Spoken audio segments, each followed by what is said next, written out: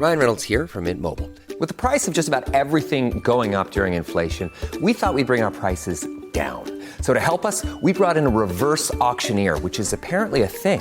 Mint Mobile Unlimited Premium Wireless. How to get 30, 30, bit to get 30, bit to get 20, 20, 20, bit to get 20, 20, bit to get 15, 15, 15, 15, just $15 a month? Sold! Give it a try at mintmobile.com/switch. $45 upfront payment equivalent to $15 per month. New customers on first 3-month plan only. Taxes and fees extra. Speed slower above 40 gigabytes per detail.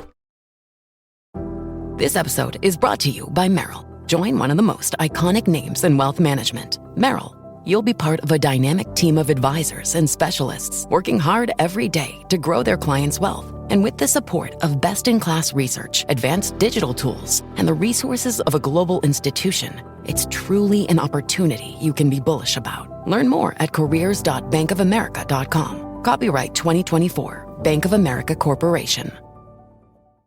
Hey guys, thanks for tuning in today's videos. And today I'm going to be talking all about achieving financial freedom and defining your financial freedom number. So a question that I commonly get and that I'm commonly asked is, how much money is needed for financial freedom? What is financial freedom? What does it look and feel like? And what is someone's financial freedom number? How do they determine this? So I want to start off by this compelling question. Imagine waking up every day knowing that every dollar you need is already covered. You're free to spend your time exactly how you choose. Could be work, could be traveling, working on passion projects, or just simply enjoying more moments with loved ones. That's the essence of financial freedom. So how much money would it take to reach that level of freedom? And what does your own financial freedom number look like? Let's dive in and discover what financial freedom could mean for you. So point number one, how much money is needed for financial freedom? I want to acknowledge some common misconceptions. A lot of people think that you need to be a billionaire or you need to have 50 million or 100 million, but that's not necessarily financial freedom. The more money and net worth and wealth that you have, the closer you are to financial freedom. But it's the basic concept of, do you have assets and income sources apart from your spent time that are able to cover your expenses, your daily? So the key determinants of financial freedom that influence your needs are, first of all, is your monthly living expenses. So in the previous video, I talked about how I personally operate my life as a lean startup. I keep everything efficient. I don't waste money on frivolous expenses. So you want to keep your expenses as low as possible, as efficient as possible. The other thing is your desired lifestyle. You want to live in the most expensive neighborhoods in the most expensive cities, San Francisco, New York City, Seattle, Miami, these type of things? Or do you want to live in kind of a more modest, low cost of living areas? So that's something for you to personally decide and determine. Third is future goals and passions. What do you want to do? Again, we don't always all have to be Steve Jobs or Bill Gates. You know, a lot of us can be, I know a lot of wealthy people, financial free people that are financial free, that are not doctors, that are not lawyers, that are not a dentist, that are not entrepreneurs, and they live very comfortably and within their means, and they're extremely happy living productive lives. And so that's the other thing. Fourth is inflation and unexpected costs. So we all know that the dollar is devaluing. The Fed is printing trillions. Our national debt is rising. Our interest expense is rising. So the only way to combat this is to print more dollars, which leads to inflation. So just keep that in mind. So if you're saving money, you're actually losing because the value of money is going down. So it costs more and more. You also have to factor in the cost of unexpected costs in your health. Could be your car breakdown, flat tire, a lot of these things, health expenses in your family. So always have a budget in that. So that's how you come up with how much money is needed for financial freedom. And it's different for everybody. For one person, a couple 100,000 could be enough. For another, millions. So it all depends on these four key determinants. Some frameworks for estimation. So there's one rule called the 4% rule, and it's as a guideline where basically you need 25 times your annual expenses invested. So that's the 4% rule. Alternative methods, you can consider different strategies for those who plan to continue working part-time. These are called semi-retired or work optional, or those that create passive income streams through real estate, could be through businesses, could be through stocks, bonds, dividends, these type of things. So these are frameworks, and everybody's number is different. So work through that and see how much you need to be financially free.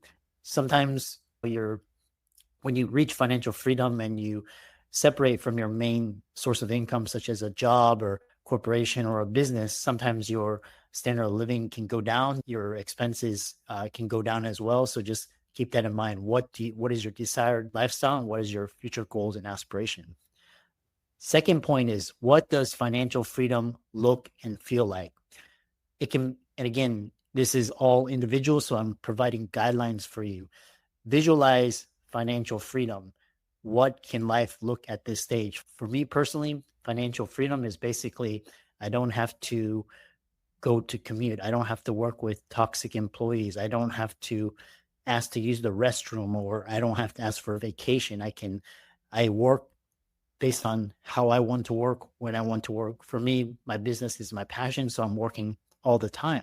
For others, it could be, for example, my brother-in-law, his financial freedom is he's got a really nice pension through his previous employer, and he travels and he plays volleyball and he goes salsa dancing with his friends, and he enjoys time with his wife and his family. So that's financial freedom for him. So what is financial freedom for you? It's could be the ability to work on projects of your choice, explore new interests, sketching, hobbies, could be ceramic, pottery, could be cooking, travel, and investing in your family and health. So these are things to consider when you're visualizing. So the more clear you are on your picture of what financial freedom looks like, the easier and faster you can use these visualization to align your goals, your values, and your actions accordingly. Some of the less tangible aspects are in the emotional and mental benefit realm. So it could be reduced stress and increased peace of mind. So for example, I own a lot of real estate. However, the mantra of real estate is tenants, toilets, and trash. As I grow older, I have less tolerance for these type of things. So now I put a lot more into low cost index funds so that I have reduced stress and have increased peace of mind. Or if a tornado or a hurricane or fire, if I don't have these properties, it shields me from that. It also allows me to a lot of flexibility and time to pursue passions. It gives me a sense of security and confidence. So sometimes it's not just the number or business, sometimes it's these emotional and mental benefits as well. So I showed you examples of financially free lifestyles from me, personally, from colleagues, family, friends. What is it for you? What does financial freedom look and feel like? And I break freedom down into 4 components. It's time, basically you own and control your time. Financial, basically you own and control your finances. And it's location, you can go anywhere. So for example, this past summer with the Texas heat wave, I left the state and I lived in San Francisco. I lived in South America for a little bit. I traveled across Europe and just see the world and expand my sense of what it is, what people do, what other countries are doing. And that also is financial freedom. What does that look and feel like? The digital nomads. Think about what it is that you want and what is you imagine and what is possible. Third point, finding your financial freedom number.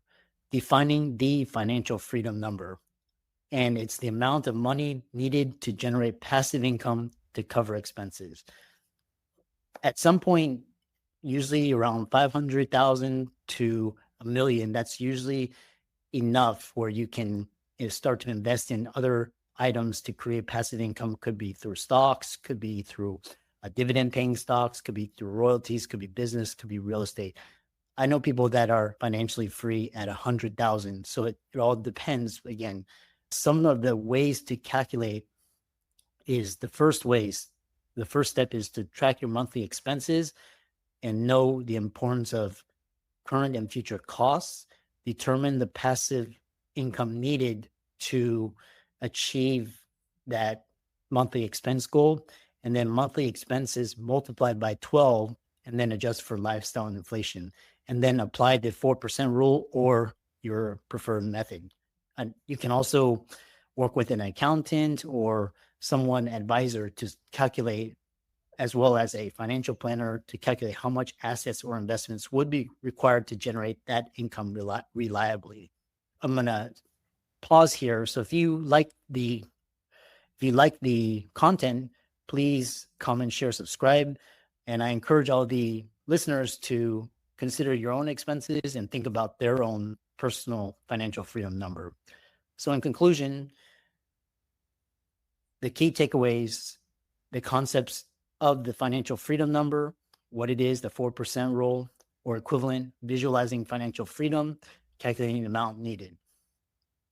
And your final thought, I want to leave you with a powerful thought on the potential of financial freedom. It's not just about money, because when we leave or when we die, we can't take our physical possessions with us. So the money is only good here. So it's not just about money. It's about reclaiming your time and living life on your terms.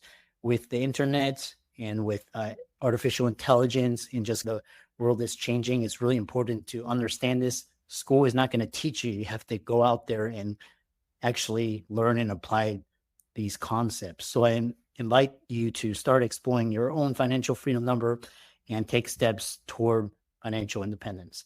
I'm Dr. Christopher Liu. If you like this video, like, comment, share, subscribe. It really helps with the viewership. It helps with the content. We can create great content.